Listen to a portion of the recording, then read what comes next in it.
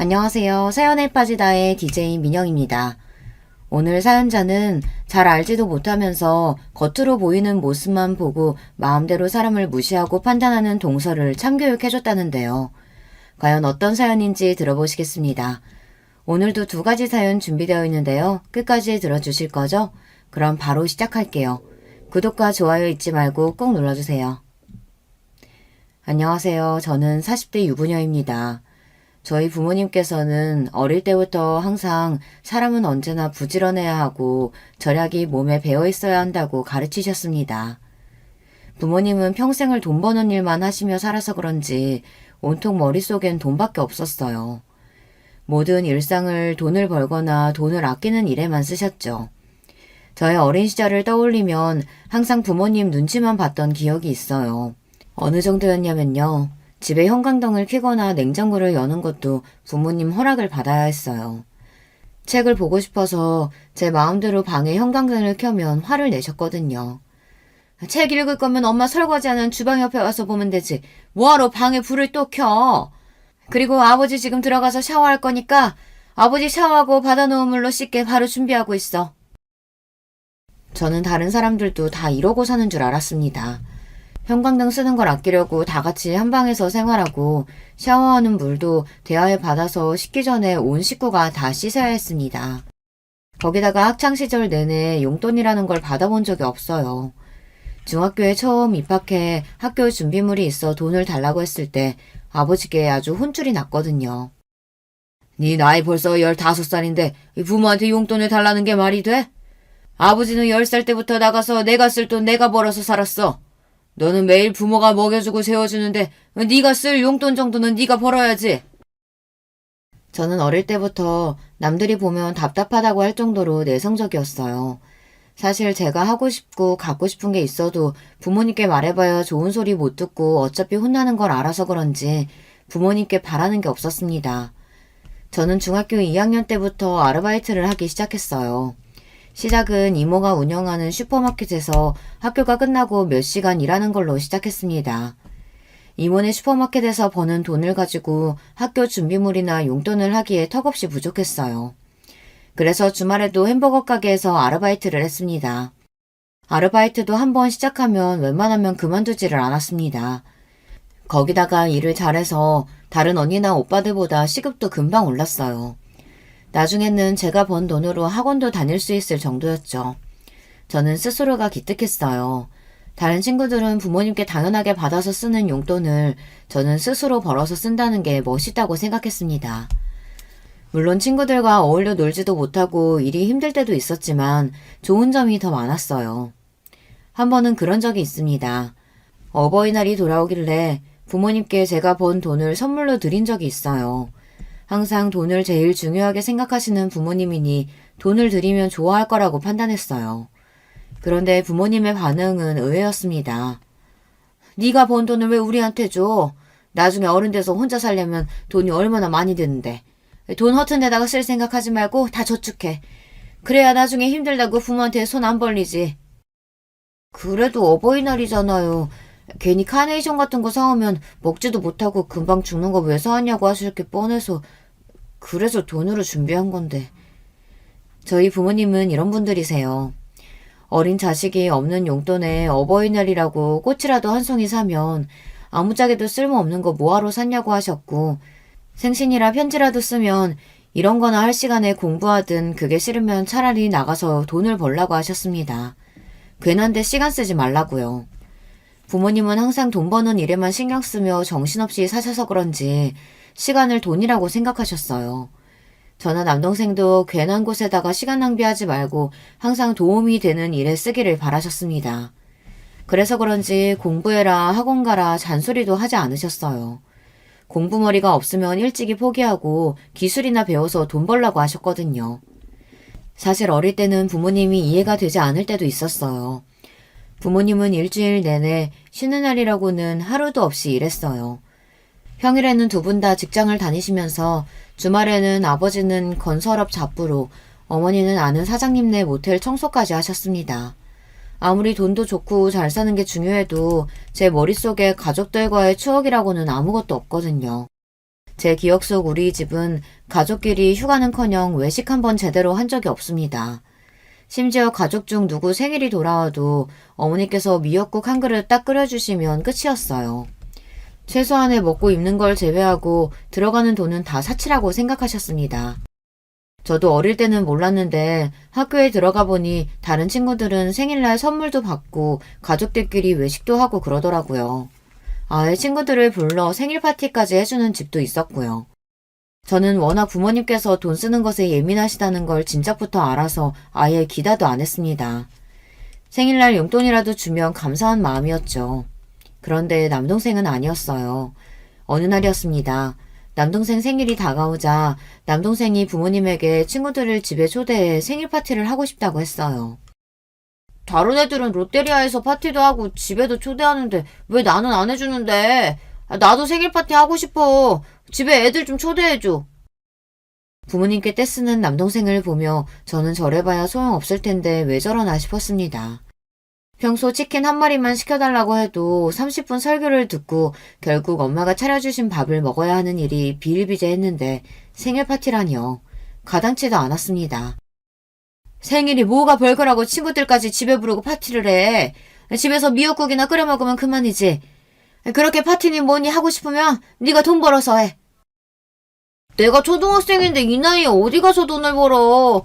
그냥 파티 좀 해줘. 딱 한 번만. 그냥 집에서 피자랑 치킨만 좀 시켜주면 되잖아. 얼씨구, 이게 나가서 돈을 안 벌어봐서 돈이 귀한 줄 모르지. 피자랑 치킨이 한두 푼이야?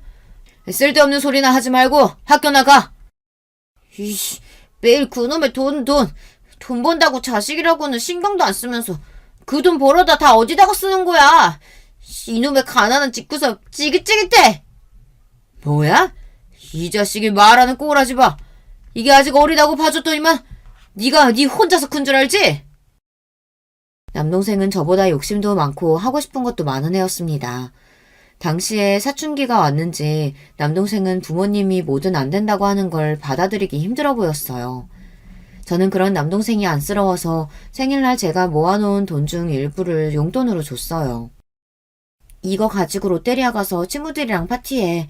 부족하면 말하고 누나가 더 줄 테니까.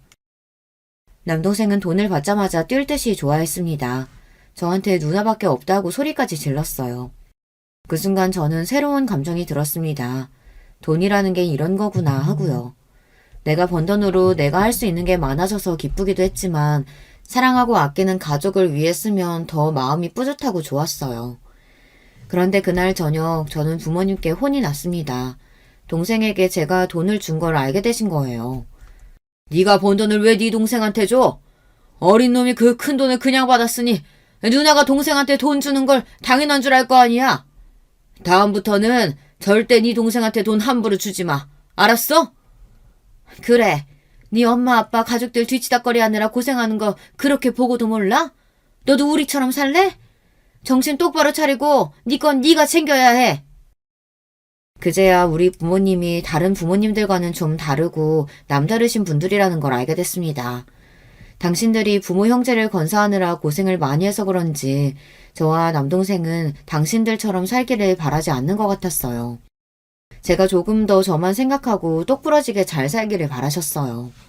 그래도 부모님께서 그렇게 쉬지 않고 악착같이 사신 덕분에 부모님은 서울에 아파트를 사셨어요. 양가 부모님을 다 건사하시면서도 말이죠. 저는 그날을 잊지 못해요. 아파트에 이사를 들어가는 날 부모님 두 분이 끌어안고 눈물을 흘리셨거든요. 하지만 눈물도 잠시 곧바로 저와 남동생에게 부모님은 정신 차리고 살아야 한다고 단호하게 말했어요. 봐라, 먹을 거 안 먹고 가지고 싶은 거 꾹 참아가면서 사니까 이렇게 좋은 아파트 현금으로 떡하니 사잖니.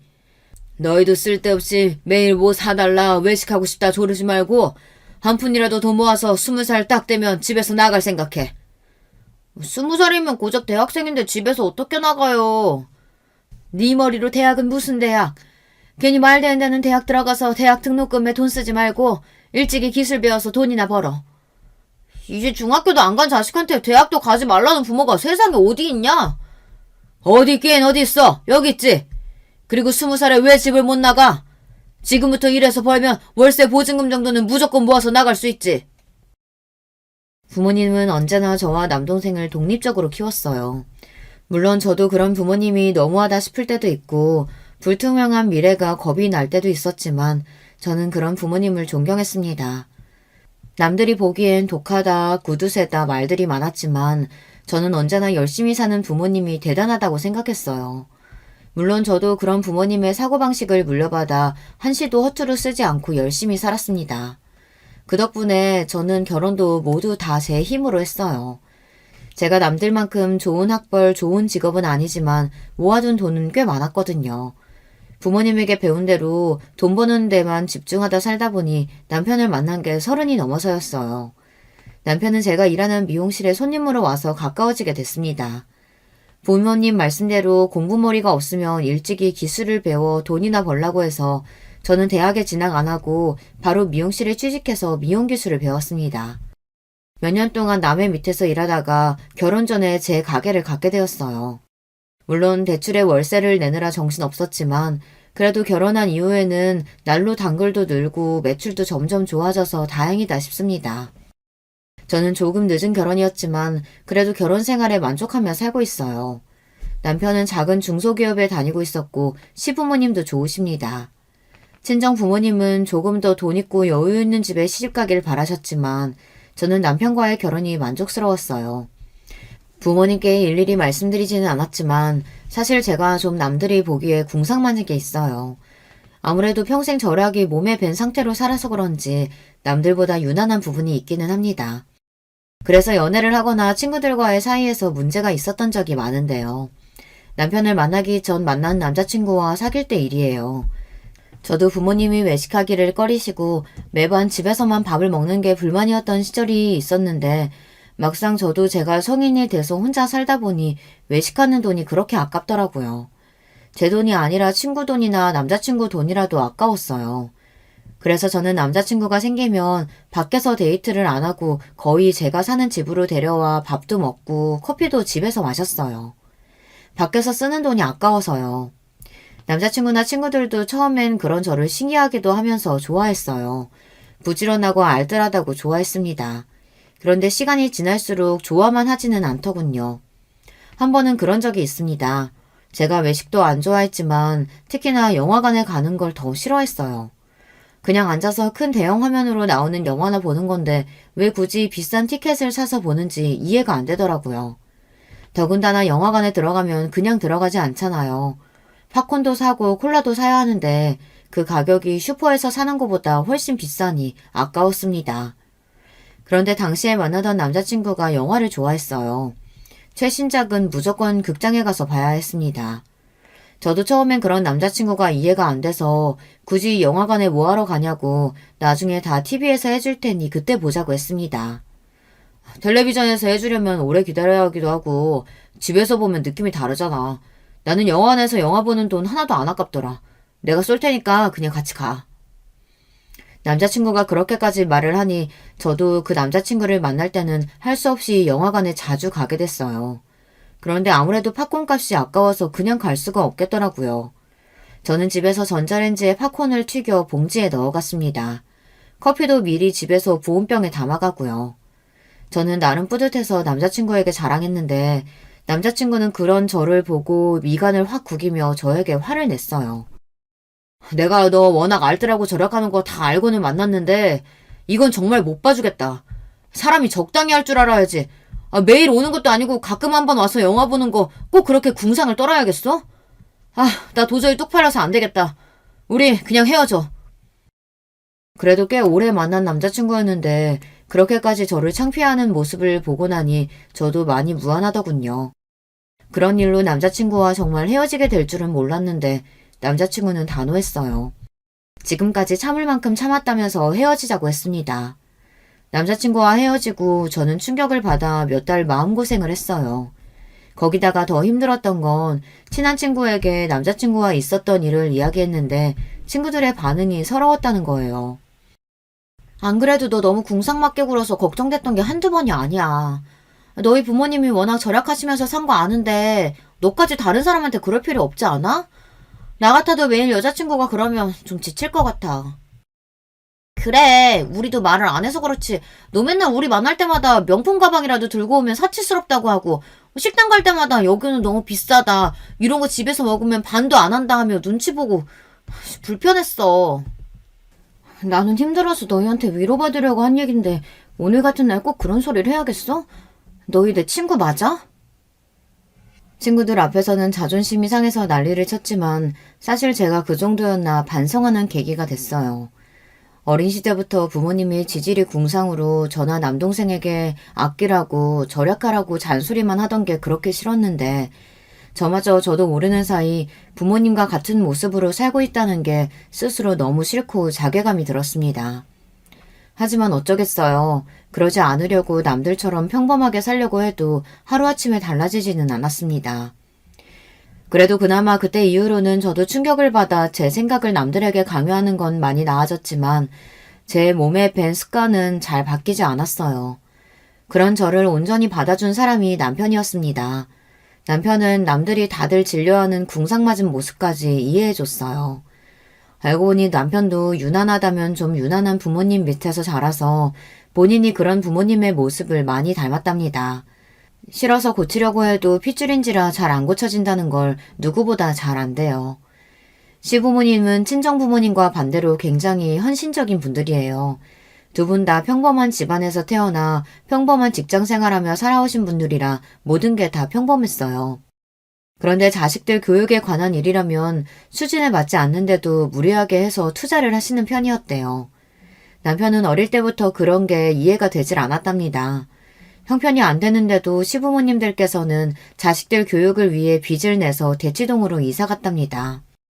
남편은 영 공부에 뜻이 없어 부모님의 기대에 부응하지 못하는데도 지원을 아끼지 않았대요. 그나마 남편 밑에 시동생이 공부를 잘했나 봐요. 그래서 시동생은 없는 살림에 고액 과외 학원까지 다니며 미국으로 유학까지 보냈답니다. 그 빚은 얼마 전까지 시부모님께서 갚으셨답니다. 덕분에 시부모님은 칠순이 다 된 연세에도 일하셨고 집도 서울 외곽으로 이사하셨어요. 그런 시부모님을 생각하면 남편은 답답하면서도 안쓰러워서 어떻게든 도와드리려고 많이 노력해요.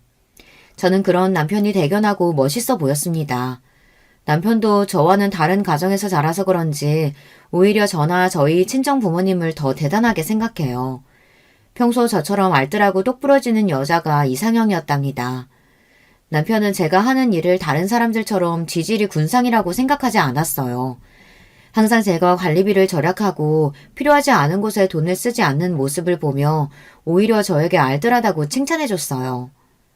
자기가 그렇게 열심히 산 덕분에 우리가 결혼할 때 이렇게 좋은 집 대출 하나도 없이 산 거잖아. 난 당신이 정말 대단하다고 생각해. 남편은 빈말이라도 항상 저에게 대단하다, 존경한다고 해줬어요. 저는 빈말이라도 남편이 해주는 말이 고마웠습니다. 이런 사람이다 보니 저는 남편이 버는 돈이 저보다 적고 시댁 형편이 넉넉하지 않는다고 해도 결혼 생활에 100% 만족했어요. 지금이야 작은 아파트에 살고 있지만 앞으로 둘이 노력하고 살다 보면 우리 부부는 훨씬 더 행복하게 살 수 있을 거라는 확신이 있었어요. 그런데 결혼 생활이라는 게 참 부부 둘이서만 좋다고 되는 건 아니더군요. 저에게는 시동생이 하나 있어요.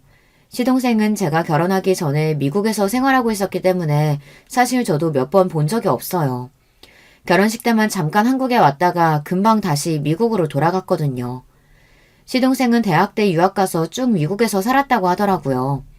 그런데 몇 년 전 시동생이 갑자기 하던 일을 그만두고 한국으로 들어왔어요. 외국에서 혼자 지내는 게 외롭다면서 가족들이 있는 한국에서 살고 싶다며 들어왔습니다. 사실 시동생이 한국으로 들어오기 전에 가족들과 일절 상의하지 않아 가족들도 좀 놀랐는데요. 그럴만한 게 유학 간 이후 한국의 가족들에게는 관심도 별로 없던 사람이 갑자기 한국에서 살겠다고 들어와서는 결혼하겠다고 웬 여자까지 데리고 왔거든요. 더군다나 10년 넘게 외국에 있었던 사람이 한국에 사는 한국 여자를 데리고 왔어요.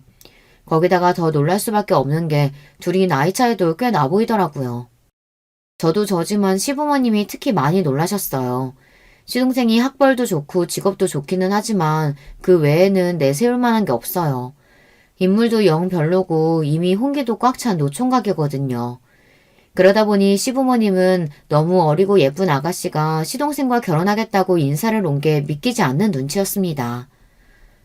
우리 아들이야 홍기가 꽉 찼지만 아가씨는 아직 애때 보이는 게 대학생 같은데 정말 우리 아들이랑 결혼할 생각이 있기는 있는 거예요? 그럼요. 사랑하는데 나이가 무슨 상관이에요. 저 오빠랑 꼭 결혼할 거예요. 둘이 언뜻 보기에도 10살은 넘게 차이가 나 보이는데 결혼을 하겠다고 하니 가족들 모두가 걱정부터 앞섰습니다. 괜한 철없는 마음에 홀라당 넘어가 결혼하기에는 시동생 나이가 적지 않았으니까요. 아무래도 시부모님은 이 갑작스러운 상황이 걱정됐는지 식사하는 내내 시동생과 여자친구에게 질문을 끊이지 않고 했습니다. 어디서 만났는지, 연애는 얼마나 했는지, 지금까지 10년 넘게 미국에만 있던 사람이 왜 굳이 결혼해서 한국에서 살고 싶은 건지 끊임없이 질문했어요. 그런데 두 사람의 말이 기가 막혔습니다. 글쎄 두 사람은 게임에서 만났대요. 시동생은 미국에서 여자친구는 한국에서 각자 게임을 하다가 채팅해서 가까워져 사귀게 됐답니다. 그 이후 서로 연락처를 주고받고 통화만 하고 메시지만 주고받다가 몇 개월 전 시동생이 잠깐 한국에 들어왔을 때 둘이 처음으로 얼굴을 보고 만났답니다. 그런데 그때 두 사람은 서로를 보고 첫눈에 반해 연애를 시작했답니다. 그리고는 반년 만에 결혼하겠다고 인사를 온 거예요. 그러니까 너희 말은 한 사람은 미국에, 한 사람은 한국에 있는 상태로 게임만 하고 연락만 주고받다가 얼굴은 달랑 딱 한 번 보고 좋아서 만난 지 고작 반년 만에 결혼하겠다는 거야? 저도 이 상황이 이해가 안 됐는데 어른들께서 이해를 하실 리 없었습니다. 아버지, 어머니, 당연히 이해 안 되시겠지만 우리는 서로가 서로한테 운명이라고 느꼈어요. 한국에서 만나고 미국에 들어가 있는 내내 수진이 생각만 나서 아무것도 할 수가 없었다니까요. 시동생은 여자한테 빠져도 단단히 빠져 있었습니다. 어른들 앞에서도 시동생과 여자는 서로 좋아서 어쩔 줄 몰라 했어요. 그 모습에 시부모님도 당황해서 말씀을 아꼈습니다. 그런데 저희 남편은 아니었어요. 아무래도 이 상황이 믿기지 않는지 미간을 잔뜩 구긴 채 돌직구를 던졌어요. 저기요, 수진씨. 얘가 미국에서 공부하고 회사도 좋은 회사 다니니까 능력도 있고 집에 재산도 좀 있나 보다 하고 기대를 했나 본데 전혀 아니에요. 우리 집 능력도 안 되는데 제가 공부를 잘해서 어머니 아버지가 등골 휘게 뒷바라지 한 거예요. 우리 집 아무것도 없어요. 남편은 시동생 여자친구가 시동생의 조건만 보고 인생 한번 펴볼까 싶은 마음에 호구 잡은 거라고 여기는 것 같았어요.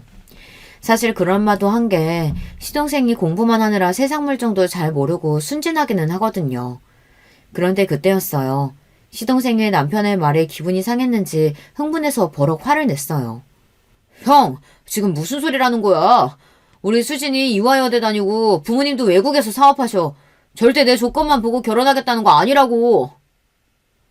시동생이 억울하다는 듯 울부짖으니 순간 시댁에는 정적이 흘렀습니다.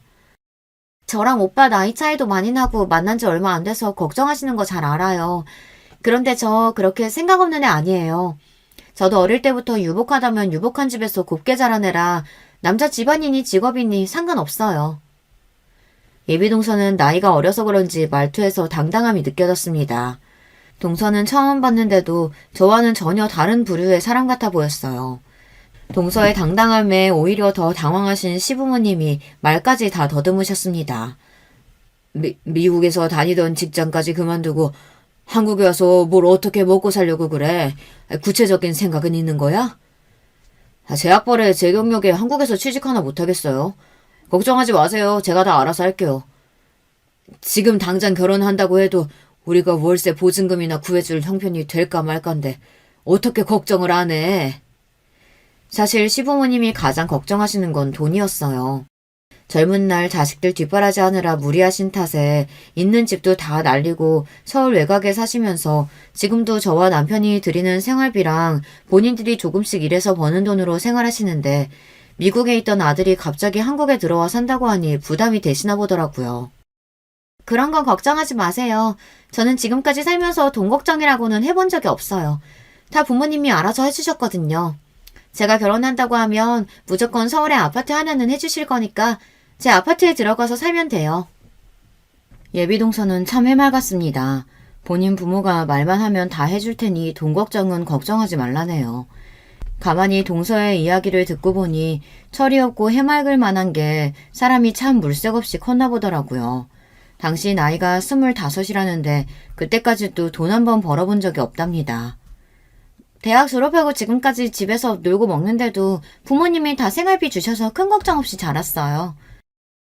그래도 공부해서 대학까지 나왔는데 집에서 먹고 놀면 아깝지 않아? 에이, 아까울 게 뭐 있어요. 원래 대학도 가기 싫었는데 부모님이 그러면 시집 못 간다고 하셔서 억지로 간 거예요. 사실은 제 꿈이 현모양처거든요. 부모님이 매일 일하시느라 저 혼자 집에 있어서 저는 결혼하면 좋은 엄마, 좋은 아내 될 거라고 어릴 때부터 매일 말하고 다녔어요. 동서 꿈이 현모양처랍니다. 그래서 시동생처럼 자상하고 취미가 잘 맞는 남편 만나 평생 내조하며 살고 싶었대요. 그제야 동서를 보았는데 동서가 남다르긴 하더라고요. 동서가 입고 걸친 옷이나 가방이 모두 다 명품이었어요. 젊은 여대생이 입고 들기에는 꽤 고가의 제품들이었습니다. 남편 말처럼 남자 재산 때문에 나이 많은 남자랑 결혼하려는 것처럼 보이지는 않았어요. 시부모님이나 저나 남편도 슬슬 둘 사이가 납득이 되는 분위기가 되자 시동생과 여자친구는 서로 취미도 너무 잘 맞고 말도 잘 통한다고 결혼하면 잘 살 테니 허락해달라고 했습니다. 얼마 뒤 시동생은 결혼했어요. 동서 말대로 동선의 친정에서 서울에 아파트를 구해줘서 시동생은 한국에 들어오는 대로 결혼하고 아파트에 들어갔습니다. 동서가 나이도 어리고 철이 없어 보여서 걱정하기만 했는데 그래도 둘이 잘 사는 것 같아 저희가 괜한 걱정을 했나 보다 했어요. 그런데 얼마 뒤 생각지도 못한 일이 벌어졌습니다. 미용실에서 일을 하고 있는데 시어머니께 연락이 왔더라고요. 시어머니께서 결혼한 시동생이 걱정된다면서 한참 동안 저에게 하소연을 하셨어요.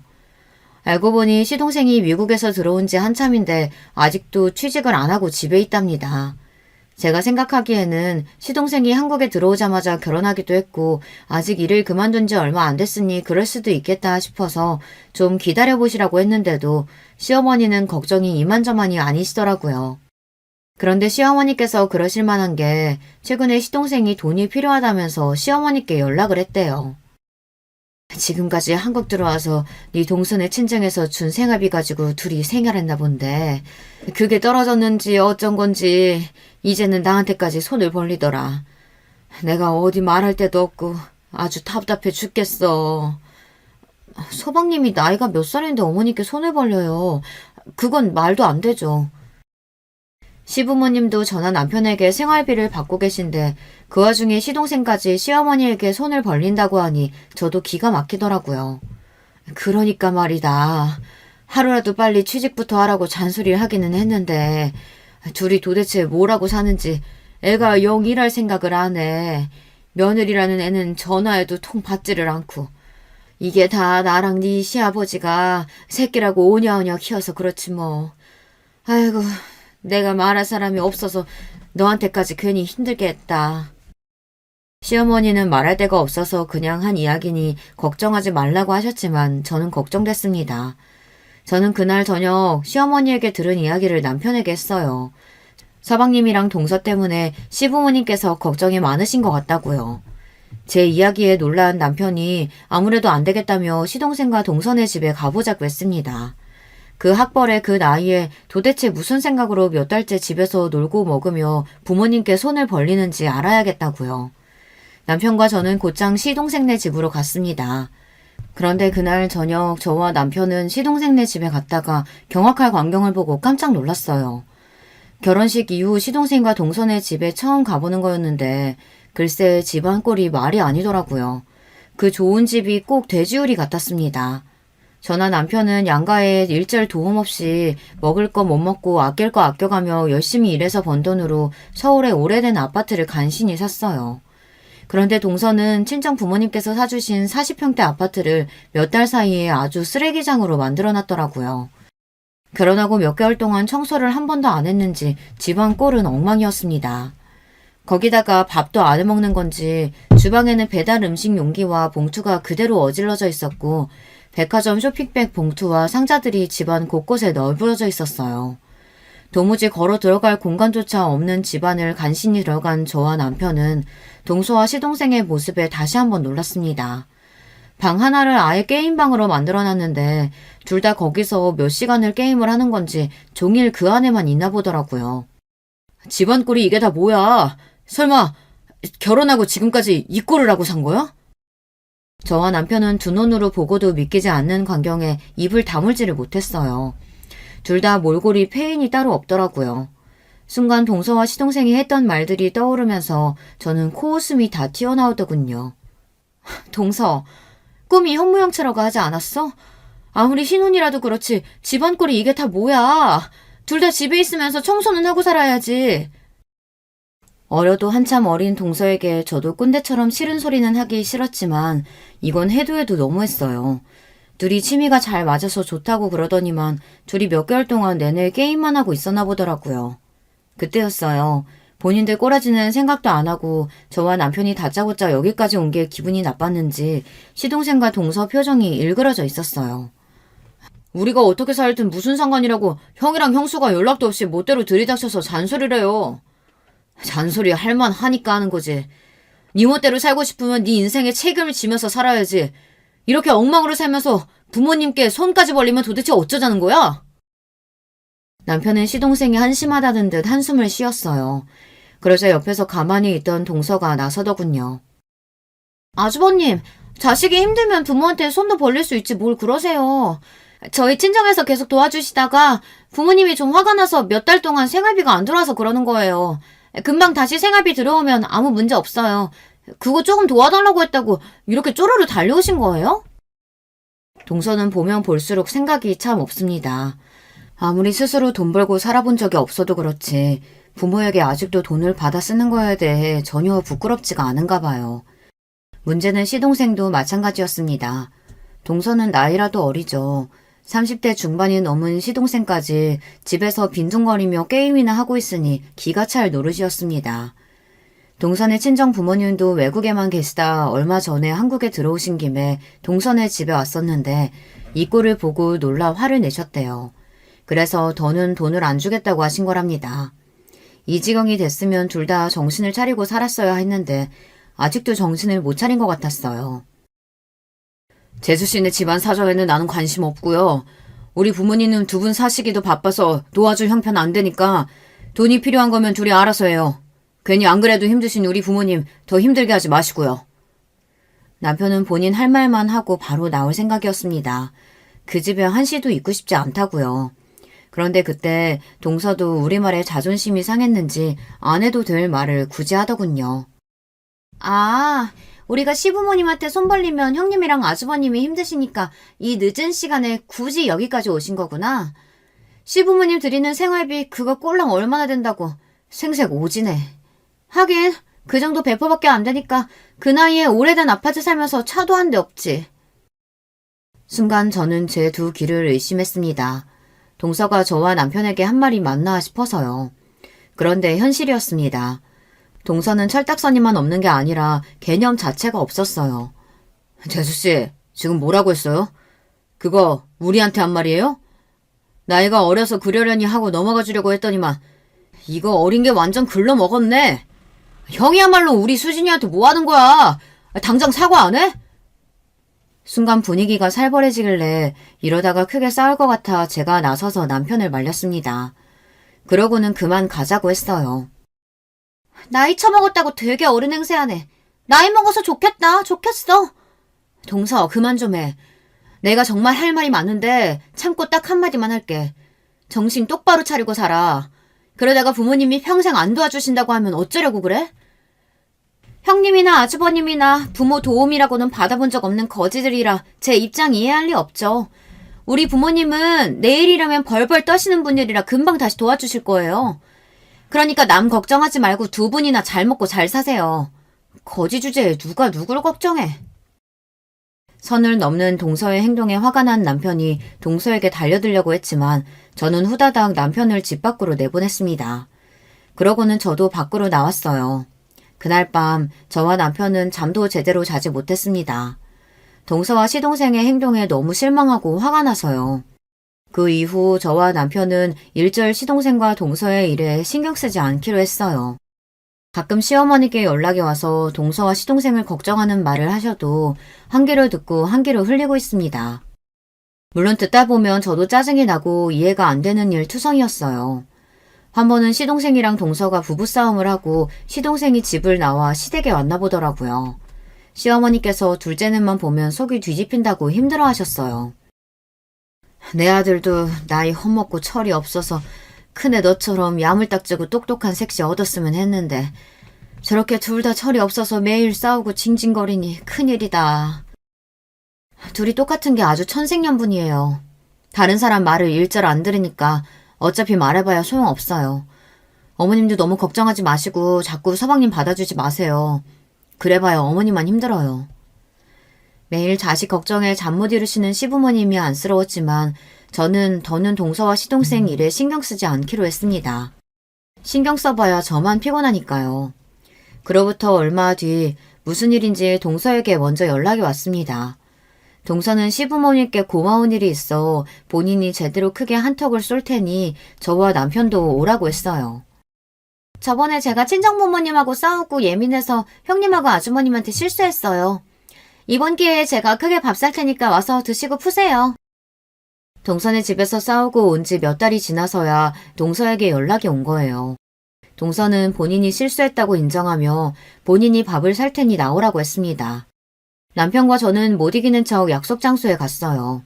동서가 생각 없고 개념 없는 거야 진작 몰랐던 것도 아니고 이제 다 가족이니 윗사람으로서 너그러운 마음으로 이해해 줄 생각이었습니다. 그런데 역시나 사람은 고쳐 쓰는 게 아니에요. 동서는 구제불능이었어요.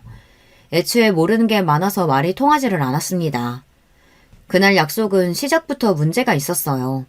아무리 동서가 밥을 사기로 했어도 다 같이 만나기로 했으면 같이 상의해서 약속 날짜나 시간을 잡아야 하잖아요. 그런데 동서는 자기 마음대로 평일 오후 5시로 식당 예약을 했더라고요. 저희 남편 퇴근 시간이 6시고 저는 가게 문을 닫는 시간이 8시인데 말이죠. 아무래도 시간을 바꿔야 할 것 같아서 제가 동서에게 따로 연락했어요. 시간이 아무래도 안 맞을 것 같아서 바꿀 수 있냐고요. 그러자 동서가 대뜸 하는 말이 기가 막혔습니다. 제가 요즘 간헐적 단식 다이어트 하고 있어서 무조건 저녁을 6시 이전에 먹어야 해서요. 그럼 우리가 먼저 가서 먹고 있을 테니까 아주버님이랑 천천히 오세요. 순간 저는 말문이 막혔습니다. 저는 시간을 바꿀 수 없는 무슨 대단한 이유라도 있는 줄 알았어요. 그런데 동서 본인이 다이어트 중이라 시간을 바꿀 수 없다네요. 저는 괜히 기분이 상해서 그럼 그냥 우리가 빠질 테니 이번엔 시부모님이랑 식사하라고 했어요. 사실 저도 동서에게 밥을 얻어먹을 기분도 아니었으니까요. 형님, 제가 예약한 식당 엄청 유명한 한우 고깃집이에요. 이런 기회 많지 않으실 텐데 그냥 오세요. 형님이랑 아주머님 오실 때까지 기다릴게요. 동서는 우리가 올 때까지 기다릴 테니 꼭 오라고 자기 멋대로 이야기를 하곤 전화를 끊어버렸습니다. 약속 당일 저와 남편은 일이 끝나는 대로 불이 나게 식당으로 갔어요. 저도 미용실 문을 일찍 닫고 갔습니다. 사실 저나 남편이나 한우든 뭐든 동서와 시동생을 만나러 간다는 게 썩 내키지는 않았지만 그래도 동서가 먼저 사과를 해왔는데 윗사람으로서 외면한다는 게 마음에 쓰이긴 하더라고요. 저와 남편은 택시까지 타고 약속 장소로 갔습니다. 그런데 동서가 식당에 도착한 저와 남편을 보자마자 또 안 해도 될 말을 하더라고요. 이래서 저는 우리 자기 취직 안 했으면 좋겠다니까요. 그까짓 회사 다녀봐야 월급도 쥐꼬리만큼 받으면서 저랑 놀아주지도 못하잖아요. 우리 자기는 내가 평생 월급 줄 테니까 그냥 나랑 매일 집에서 놀아줬으면 좋겠다. 그러게. 나도 그냥 매일 우리 자기랑 집에서 뒹굴뒹굴 놀기만 했으면 좋겠어. 바로 얼마 전까지 둘이 싸우고 시동생이 시댁으로 왔다더니만 어느새 또 화해했는지 여전히 둘 사이가 좋아졌더군요. 아무리 둘이 좋아도 사람이 일은 하고 살아야지. 언제까지 부모들한테 도움만 받으면서 살 거야?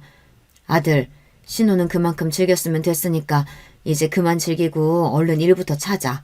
그래야 아기도 낫지. 어머님, 그거 조금 도와주셨다고 벌써 손주 타령하시는 거예요?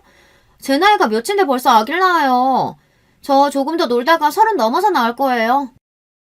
이제야 왜 시동생과 동서 사이가 다시 좋아졌는지 알았습니다. 동서네 친정에서 돈이 끊기자 동서와 시동생이 매일 둘이 같이 싸웠나 봐요. 그래서 시동생이 시댁에까지 들어온 거고요. 그 꼴이 안 됐으니 결국은 시부모님이 시동생을 도와준 거였어요. 저와 남편은 답답해서 밥을 먹어도 체할 지경이었습니다. 동서나 시동생의 행동도 이해가 안 되고 짜증났지만 시부모님도 답답했어요. 도대체 자식을 왜 저렇게 키우나 싶어서요. 남편도 같은 자식인데 왜 항상 시동생에게만 저렇게 쩔쩔매는 건지 이해가 안 됐어요. 새아기, 네 나이 30이면 내 아들 나이 40이 훨씬 넘는데 그때 자식을 어떻게 낳아? 한 살이라도 어릴 때 낳아야지. 에이, 안 생기면 안 낳으면 그만이죠 뭐.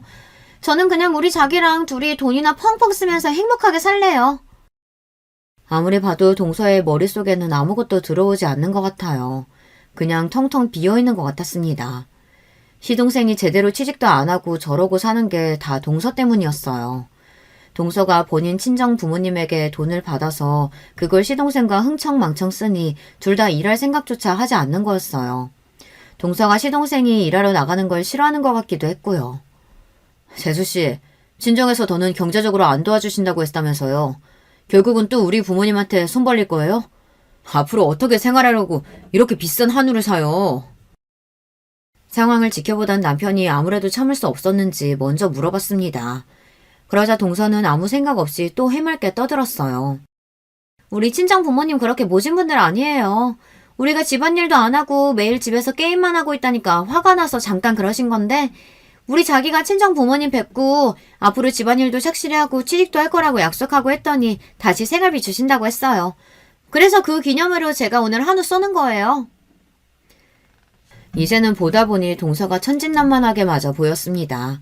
시부모님은 애써 한숨을 삼키시며 저희에게 얼른 밥이나 먹자고 하셨어요. 저는 도무지 한우가 입으로 들어가는지 코로 들어가는지 알 수가 없었습니다. 그런 제가 아무래도 신경 쓰이셨는지 시부모님이 자꾸만 저에게 괜찮냐고 어디 불편하냐고 물으셨어요. 우리 큰애가 하루 종일 서서 일하다 와서 피곤한가 보다. 고기 별로면 다른 거 시켜줄까? 그래, 우리 큰며느리 매콤한 거 좋아하니까 게장이라도 좀 따로 시켜줘. 그때였어요.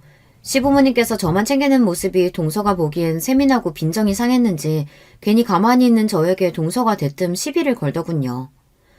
형님이 하고 다니는 거 보고 내가 예상은 했는데 친정이 가난했나 봐요? 그러니까 이런 고급 한우도 못 먹어봐서 그렇게 촌스럽게 굴죠. 동서네 집 부모는 도대체 자식을 어떻게 키웠으면 저 모양일까요? 감정을 숨길 줄도 모르는 건 물론이고 더군다나 할 말 못할 말 일절 구분할 줄을 모르는 것 같았어요. 저는 안 그래도 오고 싶지 않은 자리에 와서 기분도 좋지 않았는데 동서가 때마침 시비를 걸어주니 이때다 싶어 동서에게 한 소리 하려던 참이었습니다. 저에 대해 뭘 아느냐고 따져 물을 참이었어요. 그런데 그때였어요. 지금까지 동서가 말도 안 되는 별소리를 다 해도 쿡 참고 계시던 시부모님께서 버럭 화를 내셨습니다. 아무래도 이제 참을 만큼 참으신 것 같았어요. 둘째 너!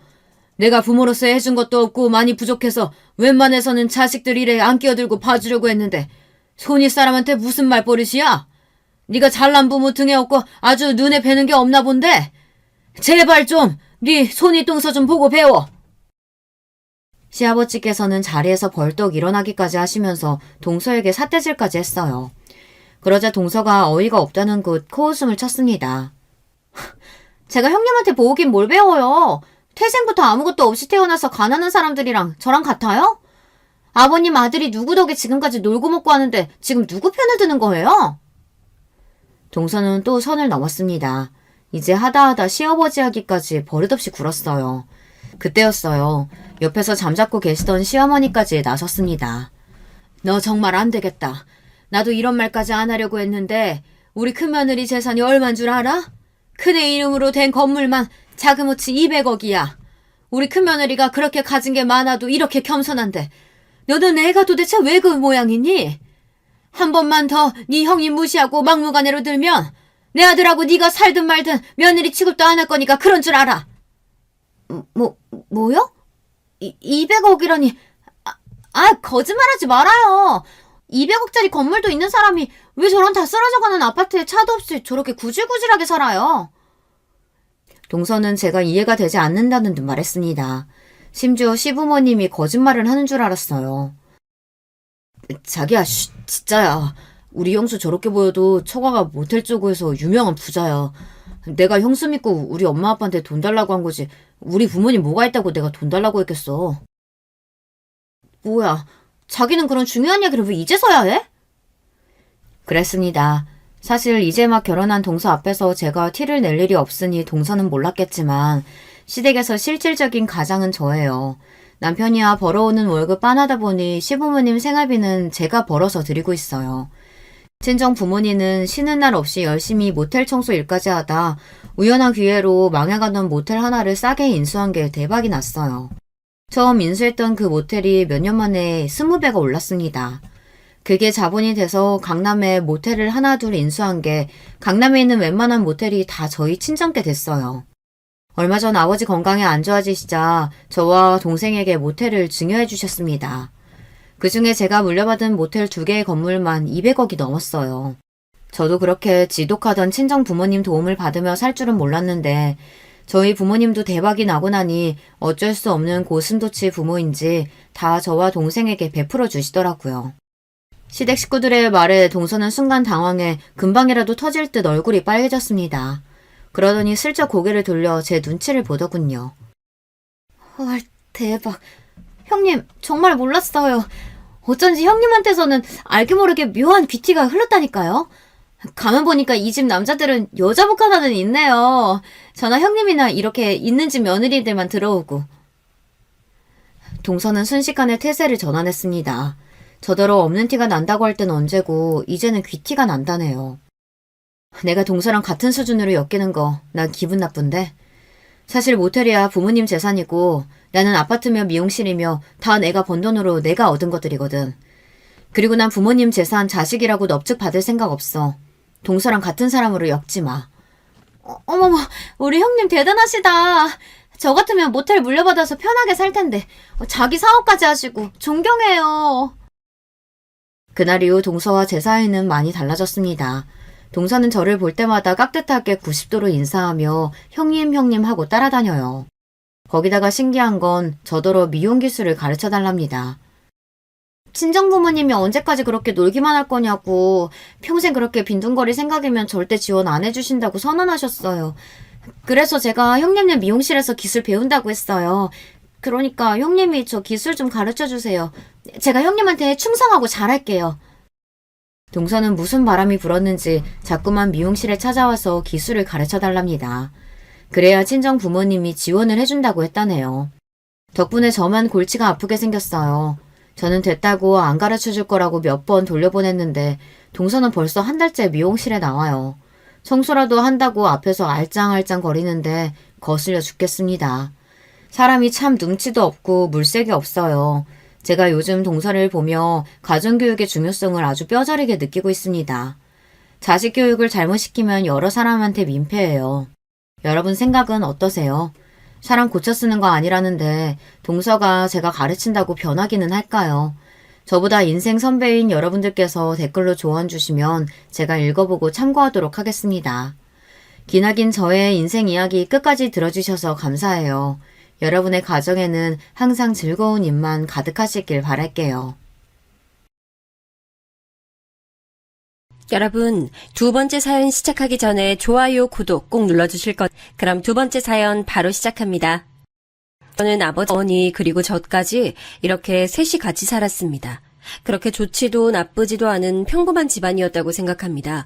그러나 제가 중학교에 올라갈 때쯤 어느 날 어머니가 집을 나가셨습니다.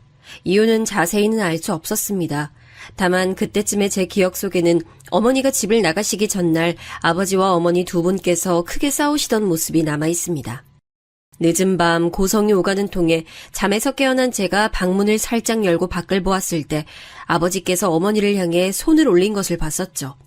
그 장면 때문에 며칠이 지나도록 어머니께서 집에 돌아오질 않으셔도 물어볼 생각도 못하고 그저 아버지의 손찌검으로 인해 어머니가 도망을 가신 거구나 하고 자연스럽게 생각했습니다. 하지만 아버지께선 제가 성인이 되도록 제게 손찌검하신 적이 단 한 번도 없었습니다. 아버지는 엄한 분이셨지만 동시에 다정하신 분이셨습니다. 제게 중요한 날이면 늘 날짜를 맞춰 꼭 회사를 쉬고 저와 함께 해주셨습니다. 중학교식부터 고등학교 졸업식까지 빠짐없이 저와 같이 있어주셨고 덕분에 저는 항상 아버지와 사진을 찍으며 추억을 남길 수 있었습니다. 가끔 그때 찍은 사진들을 보면 어머니의 빈자리를 느끼지 않게 해주시려는 것처럼 제 어깨에 든든하게 팔을 두르고 열성적으로 웃고 계셨죠. 운동회 때나 수학여행 때에는 아버지께서 늘 손수 도시락을 싸주시기도 하셨습니다. 그런데 아버지께서 음식을 짜게 먹으시던 편이셔서 도시락으로 싸주시던 김밥이 늘 짰던 기억이 납니다. 지금 와서 생각해보면 참 못난 짓이었지만 매번 도시락을 남겨놓고 배불러서 다 못 먹었다고 거짓말을 했던 적도 있습니다. 이것도 지나고 보니 다 추억이네요.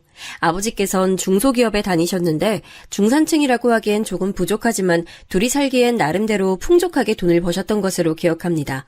하지만 제가 대학에 들어갈 때쯤 나름 이름 있는 대학에 합격한 터라 돈이 많이 필요했습니다.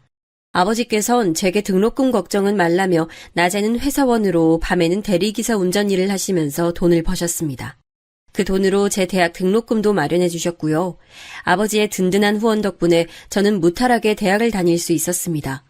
저는 대학에 입학해 같은 대학 동기인 아내를 만나 연애를 시작했고 이후에는 대학을 잠시 휴학하고 군대도 다녀왔습니다. 대학 졸업 후에는 대기업은 아니지만 나름 이름 있는 기업에 입사했습니다. 회사에 다니기 시작한 뒤 여러모로 안정적이 된 저는 이제 아버지께 효도할 일만 있으리라 생각했습니다. 그 후 아버지께서 정년퇴직하시고 제가 드리는 용돈으로 생활하시기 시작한 지 얼마 안 돼요. 저는 대학교 때부터 사귄 아내와 결혼을 결심했습니다. 제가 군대에 입대했을 때도 고무신 거꾸로 신지 않고 꿋꿋하게 저를 기다려준 심성 착한 여자였습니다. 살면서 평생을 함께하고 싶은 여자는 그녀가 처음이었죠. 그런데 제 집안 사정을 알고도 아내의 부모님께서 절 받아주실까 고민되더군요. 저야 아버지께서 저를 어떻게 키워주셨는지 잘 알고 있었지만 한부모 가정에 대한 세간의 시선이란 게 만만치 않다는 것을 잘 알고 있었습니다. 그래도 계속 고민만 하는 것보다 직접 부딪히는 게 낫지 않겠습니까? 저는 두 눈 딱 감고 아내에게 모든 것을 솔직하게 털어놨습니다. 어릴 적 어머니가 집을 나가셔서 중학교 때부터 안 계셨고 이때까지 아버지께서 홀로 절 키워주셨단 이야기를 하니 이번엔 아내가 본인 집안 사정을 얘기해줬습니다. 알고 보니 아내의 어머님과 아버님께서는 재혼하신 사이라고 하더군요. 그러니 제 집안 사정을 듣고 부모님께서 크게 놀라시거나 기절하시는 일은 없을 거라 했습니다. 우려하는 마음이 조금 있었지만 저는 아내의 말을 믿고 아버지께 아내를 소개해드렸습니다. 우리 상원이가 아주 참한 아이를 데려왔구나. 둘이 참 잘 어울리고 보기가 좋아. 아버지께서는 아내를 보자마자 참하다며 얼마나 칭찬을 하셨는지 모릅니다. 아주 마음에 들어 하시는 모습을 보니 제 마음도 죠. 그 후 아버지의 반응에 용기를 얻어 저도 아내의 집에 찾아가 아내 부모님께 인사를 올렸습니다. 장인 장모님께서도 저를 보고 상당히 흡족해 하셨고 이후에 조심스럽게 날을 잡아 상견례까지 치렀습니다. 그리고 저와 아내는 성공적으로 결혼식을 올렸고 신혼여행에 다녀온 뒤에는 저희 아버지를 모시고 저와 아내, 아버지 이렇게 셋이 함께 살기 시작했습니다. 젊은 나이에 시아버지를 모시고 사는 것이 부담됐을 텐데 아내는 별말 없이 전업주부로 집안 살림을 책임지는 동시에 아버지를 살뜰히 모셨고 저는 열심히 회사에 다니며 바깥일을 맡았습니다. 셋이서 같이 사는 동안 아버지께서 아내를 많이 예뻐하셨던 게 기억이 납니다. 제가 퇴근하고 돌아와 거실 바닥에 앉아 아내와 함께 도란도란 이야기할 때면 아버지께서는 늘 거실 소파에서 저희 부부를 보며 행복한 표정으로 이렇게 말씀하시곤 하셨습니다. 우리 상원이랑 며느리가 이렇게 함께 있는 모습을 보니 정말 행복하구나. 이대로 손주까지 본다면 정말 좋겠지만 지금도 충분하다. 이제 죽어도 여한이 없어. 아버지, 또 그 말이세요? 그런 말씀 마시고 오래오래 건강하셔서 손주도 보시고 결혼하는 모습까지 보셔야죠. 죽어도 여한이 없다는 말은 아버지 말버릇이나 다름없었습니다. 그런데 그 말이 씨가 된 것인지 아버지께서는 어느 순간부터 급격히 건강이 안 좋아지셨습니다. 결국 건강이 너무 악화돼서 병원에 입원하셔야 했죠. 아버지는 그렇게 몇 달 동안 병원에 입원해 계시다가 어느 날 밤 저와 아내 앞에서 돌아가셨습니다. 저는 세상이 무너지는 것처럼 슬펐지만 계속 슬픔에 빠져 있을 여유는 없었습니다. 장례식 준비부터 아버지께서 살고 계시던 집의 처분까지 할 일이 많았기 때문이에요. 아버지께서는 돌아가시기 전에 유언을 남기셨는데 그중 하나는 예전부터 다 같이 살고 있던 집을 처분하고 그 돈으로 새 집을 구해 이사를 갔으면 한다는 것이었죠. 네 어린 시절이 고스란히 남아있는 집이지만 그렇기에 꼭 처분했으면 한다. 그리고 그 집에서 즐거웠던 기억만 가져갔으면 해. 저는 아버지의 유언을 듣고 어린 시절 열심히 절 키워주시던 아버지의 모습이 떠올라 죄송한 마음이 들었습니다. 그래서 아버지의 유언만큼은 꼭 잘 지키겠다고 결심했죠. 장례식을 치를 때 저는 어떻게 시간이 흘러가는지 모를 정도로 슬픔에 빠져 있었습니다. 그래도 상주로서 빈소를 지키고 아버지의 옛 직장 동료분들과 친구분들을 맞이하며 정신 차리려고 무던히 노력했습니다. 아버지의 친구분들께선 아버지에 대한 좋은 말씀을 많이 해주셨습니다. 그 덕분에 제가 모르는 아버지의 일면들에 대해 많이 알 수 있었죠. 아버지께서 저를 혼자 키우시면서 어떤 부분을 가장 힘들어 하셨는지, 또 제가 얼마나 아버지께 자랑스러운 아들이었는지 같은 말들을 들었습니다. 처음 듣는 이야기에 얼떨떨했던 것도 잠시, 이내 감사한 마음과 아버지의 사랑이 얼마나 컸었는지 느껴져 저는 그 자리에서 울고 말았죠. 그 뒤로도 빈소를 찾으신 문상객들 한 분 한 분께 인사를 드리며 빈소를 지키고 있는데, 문상객들께 음식을 대접하던 아내가 갑자기 제게 다가와 어떤 테이블에 누군지 모를 분이 계신단 말을 하는 게 아니겠어요? 여보, 저쪽 테이블에 연세 많으신 여자분 혼자 앉아 계시는데 이름을 물어봐도 대답도 안 하시고 자꾸 울기만 하셔. 그래서 말인데 당신 가서 누구신지 한번 물어봐. 저는 아내의 말을 듣고 의아해져서 여성분이 앉아 계시는 테이블 가봤습니다. 그런데 테이블에 앉아 계시는 여성분께 점점 가까이 갈수록 그분의 얼굴이 너무나 익숙하게 느껴지는 겁니다. 어릴 때 찍은 가족 사진에서만 볼 수 있던 그리운 얼굴에 저는 홀린 듯 그 테이블에 다가가 여성분께 말을 걸었죠. 어머니? 설마 어머니세요? 떨려서 잘 안 나오는 목소리를 쥐어짜며 간신히 불러보니 뒤늦게 다가온 저를 알아차린 그분께서 두 눈 가득 눈물을 주르륵 흘리며 제 이름을 부르시더군요. 상훈아, 엄마야. 엄마가 너무 늦게 왔지? 엄마가 너무 미안해. 어머니는 이제 나이가 들어 굽은 허리로 다가오셔서는 제 손을 꼭 잡고 눈물만 하염없이 흘리셨습니다. 어렸을 때 저는 어머니가 돌아오신다면 어떤 말을 할지 생각해두곤 했습니다. 그러나 시간이 흘러 어른이 된 이후로 어머니에 대한 마음을 내려놓고 살아서인지 무슨 말을 해야 할지 전혀 모르겠더군요. 결국 아무 말 없이 손만 잡고 있었더니 어머니는 제게 미안하다며 얼굴 봤으니 됐다고 하곤 장례식장을 나가시려고 하는 겁니다. 저는 어머니를 이렇게 보내면 안 된다는 생각이 들어 얼른 붙잡았죠. 어머니, 이대로 그냥 가시는 거예요? 몇 년 만에 봤는데 얼굴만 보고 간다뇨. 그러지 마시고 장례식 끝날 때까지만 기다려주세요. 여기 근처 모텔에서라도 잠시만 쉬고 계세요. 제가 꼭 찾아갈게요. 그리고 저는 부조금에서 돈을 얼마 빼내어 어머니의 손에 꼭 쥐어드리고 허둥지둥 아내한테 갔습니다. 아내는 제 얼굴을 보고 많이 놀라더군요. 여보, 왜 그래? 괜찮아? 얼굴이 꼭 귀신이라도 본 사람처럼 창백한데 괜찮아? 그게 어머니가 오셨어. 어? 어머니라니? 설마 여보 어머니 말이야? 아내는 제 말에 놀라는 눈치였습니다. 저는 아내에게 그렇게만 말하고 나중에 다시 이야기하자고 했죠. 그 뒤로 정신없이 아버지의 장례식을 치르고 화장 절차까지 끝내고 난 후에야 저는 아내에게 자초지종을 설명할 수 있었습니다. 제 얘기를 다 들은 아내는 제게 이제 어떻게 하고 싶은지 물어보더군요. 나는 일단 어머니랑 대화를 해보고 싶어.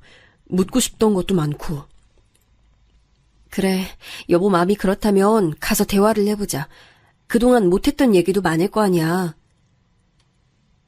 저는 아내와 함께 차를 타고 장례식장 근처 모텔을 돌며 어머니를 찾아보기 시작했습니다. 다행히 운 좋게도 몇 군데 돌지 않고 금세 어머니를 발견할 수 있었죠. 저와 아내는 어머니가 계신 모텔방에 앉아 제대로 이야기를 나누게 됐습니다. 막막하긴 했지만 저는 띄엄띄엄 어머니에게 물었습니다. 그동안 어떻게 지내셨어요? 저 안 보고 싶으셨어요? 전 어머니가 참 많이 그리웠는데 왜 저 보러 한 번도 안 오셨어요? 제 물음에 어머니는 울먹이시며 제가 가지고 있던 궁금증을 하나씩 풀어주셨습니다. 그동안 어머니는 고향에 내려가서 살고 계셨답니다. 그러다가 건너 제가 결혼한다는 소식을 듣고 한 번 저를 찾아오셨지만 아버지께서 어머니에게 다시는 오지 말라고 으름장을 놓고 쫓아내서 저를 못 만났다는 거죠.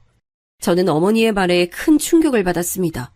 어째서 아버지께서 어머니를 쫓아내셨던 건지 아무리 생각해도 알 수 없었죠. 저는 모든 게 의아했지만 그 부분은 조금 뒤로 하고 어머니와 그동안 못했던 대화를 더 나누고 싶었습니다. 하지만 모텔에서 지낼 수 있는 시간이 끝난 상태라 곧 나가야만 했죠. 그 자리에서 어머니는 제가 당신을 보기 싫다면 도로 고향으로 내려갈 생각이라고 말씀하셨습니다. 어렸을 때 봤던 모습과 달리 굉장히 지치고 수척해지신 어머니 모습을 보니 마음이 갈팡질팡하고 영 좋지 않았죠. 제가 어쩌지도 못하고 아내를 바라보자 아내는 망설임 없이 어머니께 먼저 며칠간만이라도 함께 집에서 지내는 건 어떻겠냐고 물었습니다. 저는 아내가 그리 말하니 고맙고 마음이 놓여 어머니께 며칠만 같이 지내자고 똑같이 말씀드렸죠. 다행히 어머니께서 그러마 하셔서 우리는 셋이서 집으로 향했습니다. 부동산에 내놓은 상태였지만 아직은 실거주 중인 집에 들어서자 엄마는 정말 오랜만에 집에 돌아왔다며 감회가 섞인 표정으로 눈물을 흘리셨습니다. 그리고 저는 기억이 나지 않는 제 어린 시절의 이야기를 해주셨습니다. 저 돌담에서 상원이가 넘어져서 얼마나 크게 울었는지. 우리 상원이는 어렸을 때부터 목청이 남달랐어. 아, 저기 화단에는 상원이 이모가 성원이 먹이라고 앵두나무도 심었었어. 그때 정말 행복했었지. 그 옛날 엄마와 아버지, 저 이렇게 셋이서 살던 이야기를 듣자 저는 가슴이 울렁였습니다. 그렇게나 행복한 가정 속에서 살고 있었다면 도대체 왜 집을 나가셨던 건지 궁금했죠. 그래서 저는 그 자리에서 어머니께 조심스럽게 물어봤습니다. 어째서 아버지와 저를 버리고 집을 나가셨는지 말이죠. 그러자 어머니는 올 것이 왔다는 표정으로 저를 바라보시다가 천천히 대답해 주셨습니다. 사실 너희 아버지가 날 의심하는 일이 많았단다. 내겐 잘해주고 자상한 아버지였을지 몰라도 내겐 언제나 아내가 바람을 피우고 있을지 모른다고 생각하는 의심 가득한 남자였어. 그래서 안 보이는 곳에서 매번 내게 손을 올리는 일이 많았지. 그때 내가 너를 데리고 도망가지 않았던 건 네 아버지가 너만은 때리지 않을 거란 걸 알고 있어서였어. 게다가 엄마는 널 먹여 살릴 만큼 능력이 좋거나 돈을 잘 버는 것도 아니었으니 고생시킬 바에는 두고 가는 게 낫다고 생각했어. 이런 내 선택을 원망하니? 어머니의 말씀에 저는 모든 것을 납득할 수밖에 없었습니다. 어머니가 집을 나가시기 전날 밤 저는 아버지가 어머니께 손을 올리신 장면을 기억하고 있었으니까요. 그간 어머니가 겪었을 고충이 생생하게 느껴져 마음이 아팠습니다. 그럼 왜 그동안 제게 연락을 안 하셨어요? 제가 성인이 됐을 때는 한 번 정도는 해주셨을 수 있었잖아요. 그러자 어머니는 집에서 아버지를 피해 도망 나온 지 얼마 안 되었을 때는 아버지가 무서워서였고 그 뒤에는 제게 미안해서 도저히 연락하지 못했다고 하시더군요. 나중에 제가 결혼한다는 소식을 들었을 때 용기를 내서 연락하려고 했지만 그것도 아버지가 막는 바람에 연락이 닿지 않았던 거고요. 그 이야기를 듣고 나니 왜 어머니가 아버지가 돌아가신 이후에 저를 찾아오신 건지 알 수 있었습니다. 제가 머릿속으로 납득한 것을 아셨는지 어머니는 계속 제게 말씀하셨습니다. 상원이 너만 괜찮다면 엄만 너와 계속 연락하고 살고 싶어. 내가 우리 아들한테 못해준 게 너무 많아.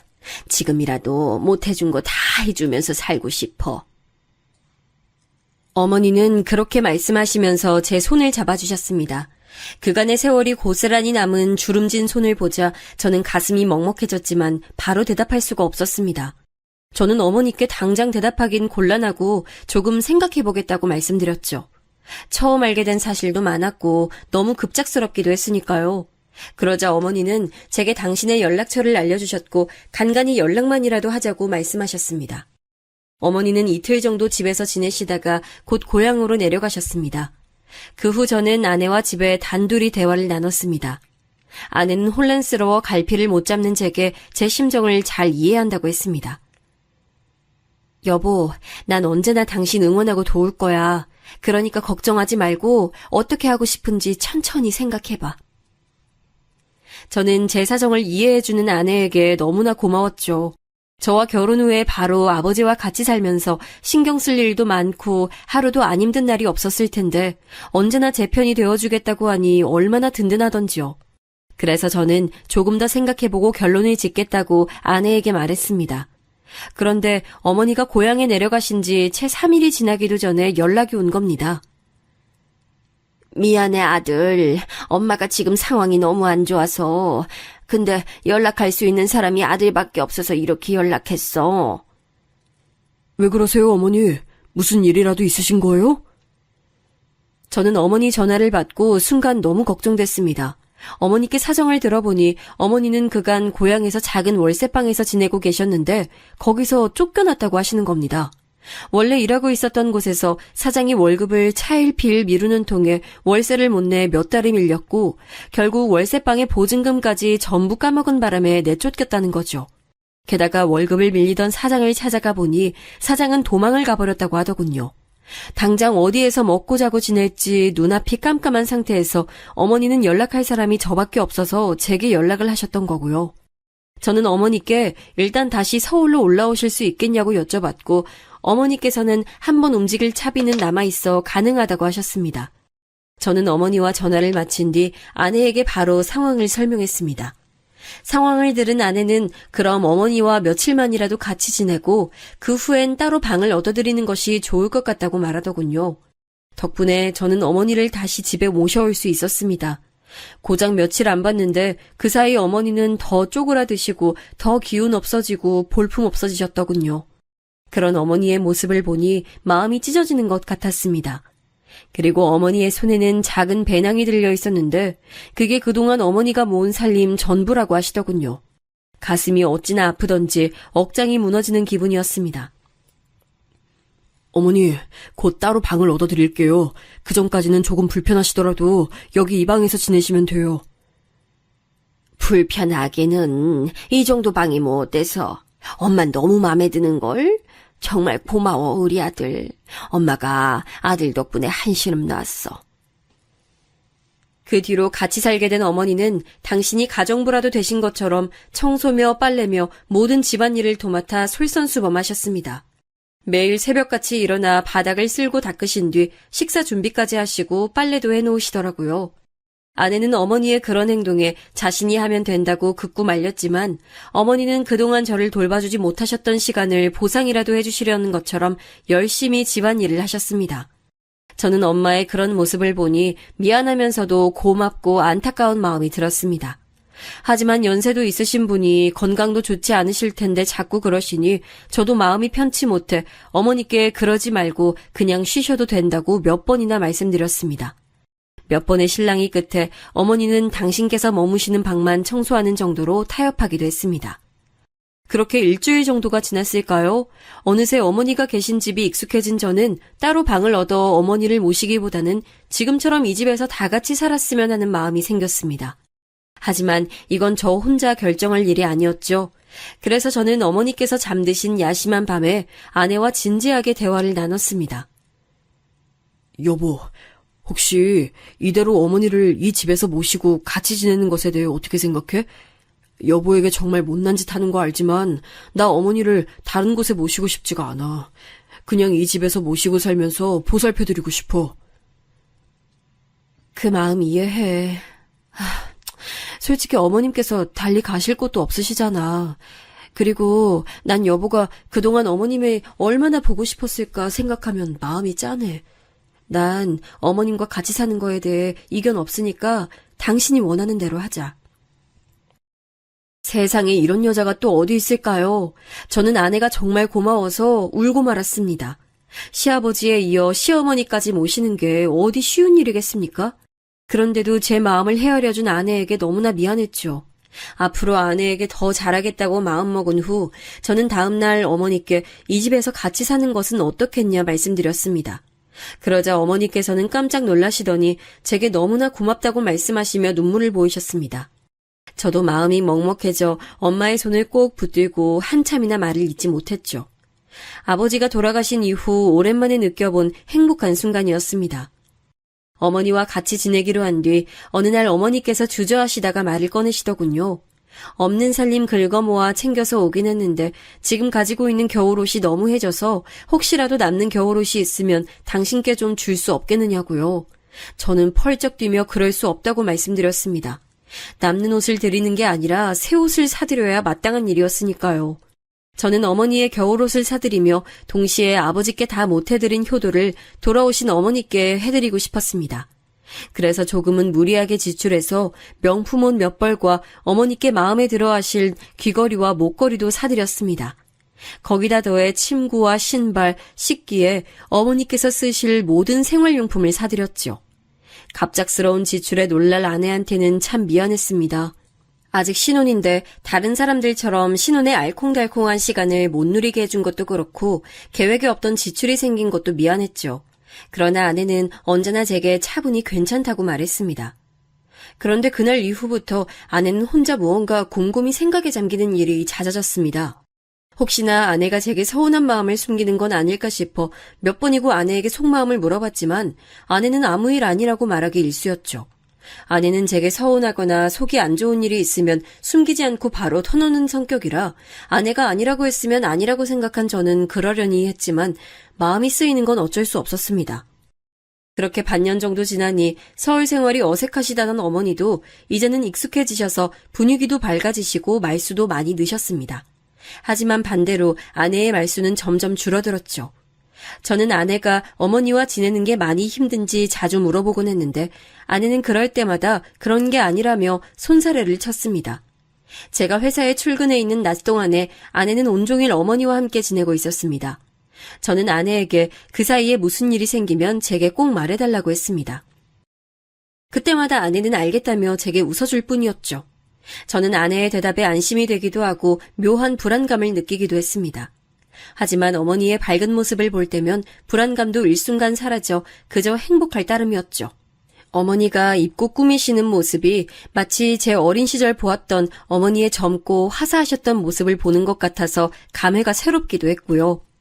그리고 때때로 퇴근해 돌아오면 어머니께서는 절 생각해서 만들어 놓은 음식들을 차려주셨는데 그때마다 돌아오신 어머니의 사랑과 보살핌을 이제서야 받아보게 되는구나 싶어 마음이 찡했습니다. 하루는 제가 회사에서 퇴근해 집에 돌아오니 어머니께서 갈비찜을 해놓았다고 하시더군요. 저야 여느 날처럼 기꺼운 마음으로 갈비찜을 먹었죠. 그런데 먹는 동안 아내의 표정이 다른 날들보다 더 굳어져 있는 게 느껴졌습니다. 그래서 전 맛있게 식사를 끝내고 어머니께 감사 인사를 전한 뒤 아내와 안방에서 같이 진지하게 대화를 나누기 위해 아내 손을 잡고 안방으로 가려고 했습니다. 그런데 갑자기 어머니께서 저를 불러 세우시곤 잠시 대화 좀 하자고 하시는 겁니다. 어머니께서 이렇게 대화 좀 하자고 하신 적이 없던 터라 무슨 일이 있으신가 걱정이 됐죠. 어머니와 같이 작은 방에 가니 어머니께선 저를 앞에 앉혀놓으시고 이렇게 말씀하시는 겁니다. 상원아, 모름지기 남편이란 아내에게 조금 흠이 있어도 전부 보듬어 줄 줄 알아야 하는 법이야. 그러니 며느라기 너무 나무라지 말렴. 네? 그게 무슨 말씀이세요, 어머니? 아내를 나무라지 말라니요? 그게 아무래도 며느라기가 자꾸 거짓말을 하는 것 같아서 말이야.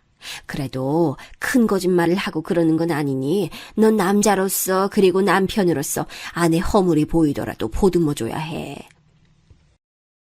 어머니께서 툭 하신 말씀이 무슨 뜻인지 저는 이해가 안 가더군요.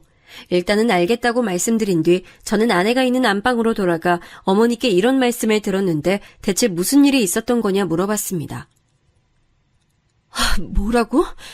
어머니가 정말 그렇게 말씀하셨어?